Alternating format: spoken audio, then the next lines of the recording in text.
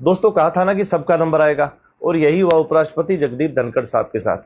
अगर मोदी जी और अमित शाह ने दिन को रात कहा तो धनखड़ साहब ने उसको रात ही कहा। लेकिन ऐसा क्या हुआ कि संसद के मॉनसून सत्र के पहले ही दिन अचानक से उपराष्ट्रपति जगदीप धनखड़ साहब को इस्तीफे पर साइन करने पड़े, क्योंकि जो इस्तीफे की जो भाषा है वो कहीं और लिखी गई थी। 10 जुलाई को धनखड़ साहब ने इशारा कर दिया था कि वो 2027 तक उपराष्ट्रपति है, लेकिन अगर बीच में कोई दिव्य शक्ति ना आई तो। लेकिन 11 दिन बाद यानी 21 जुलाई को एक दिव्य शक्ति धनखड़ साहब के बीच में आ जाती है और उनको इस्तीफे पर साइन करना पड़ता है। और वो दिव्य शक्ति थी non biological PM Shri Narendra Modi. और अब आप इस्तीफे की वजह भी जान लीजिए कि बीजेपी को यह आभास होने लग गया था कि जगदीप धनखड़ साहब अब संविधान और कानून की बात करने लग गए हैं, और ये बात बीजेपी और आरएसएस की विचारधारा के बिल्कुल खिलाफ है। और अभी संसद का जो मॉनसून सत्र शुरू हुआ है उसके अंदर पहलगांव में 4 आतंकी कहां गए, ऑपरेशन सिंदूर और अमेरिका के सामने भारत के घुटने टेकना, बिहार के अंदर चुनाव आयोग के जरिए भारतीय जनता पार्टी जिस तरह ओबीसी